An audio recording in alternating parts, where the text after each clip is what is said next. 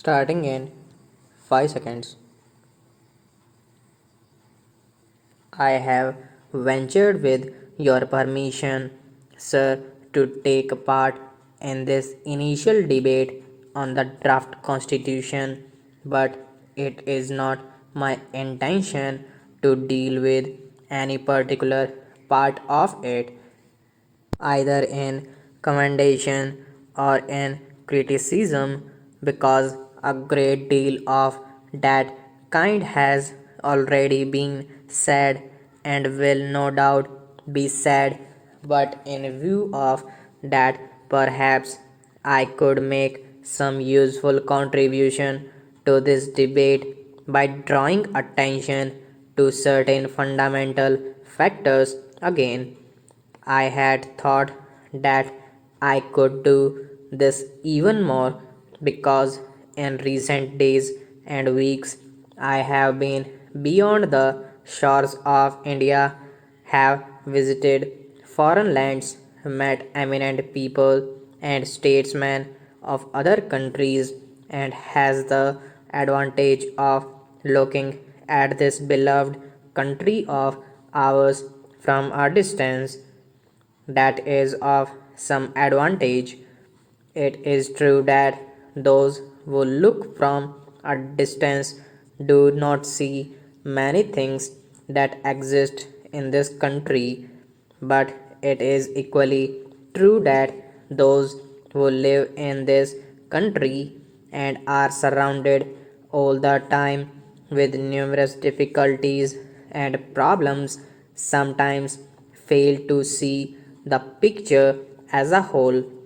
We have to do both to see our problems in their intricate detail in order to understand them, and also to see them in some perspective so that we may have that picture as a whole before our eyes. Now, this is even more important during a period of swift transition such as we have gone through.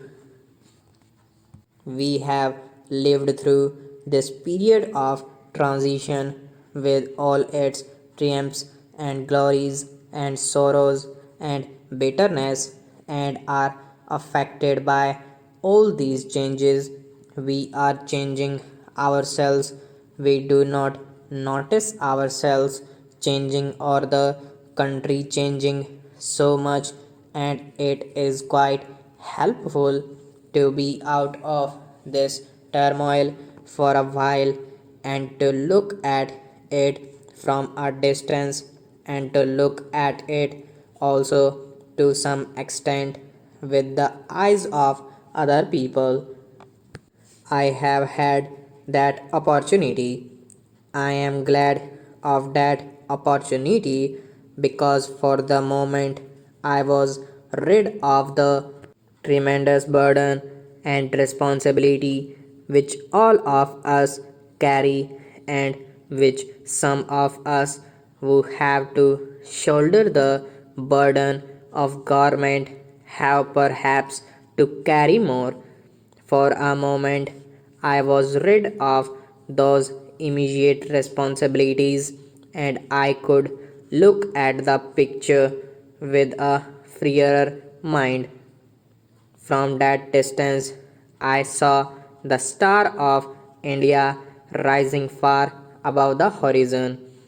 The world is in a bad way, and this great continent of Asia or Europe and the rest of the world are in a bad way and are faced with problems which might almost appear to be insurmountable, and sometimes one has the feeling that we were all actors in some terrible Greek tragedy which was moving on to its inevitable climax of disaster. Yet, when I looked at this picture again from afar and from here, I had a feeling of hope and optimism, not merely because of India but also because of other things. I saw that the tragedy which seemed inevitable was not necessarily inevitable, that there were many other forces at work, that there were innumerable men and women of goodwill in the world who wanted to avoid this disaster and tragedy, and there was certainly a possibility that they would succeed in avoiding it. But to come back to India, we have ever since I moved this resolution before the House passed through stage transitions and changes, we function here far more independently than we did at that time. We function as a sovereign independent nation, but we have also gone through a great deal of sorrow and bitter grief during this period, and all of us have been powerfully affected by it. The country for which we were going to frame this constitution was partitioned and split into two, and what happened afterwards is fresh in our minds and will remain fresh with all its horrors for a very long time to come. All that has happened, and yet, in spite of all this, India has grown in strength and in freedom, and undoubtedly, this growth of India, this emergence of India as a free country, is one of the significant facts of this generation, significant for us and for the vast numbers of our brothers and sisters who live in this country, significant for Asia and significant for the world. And the world is beginning to realize that India's role in Asia and the world will be a beneficent role.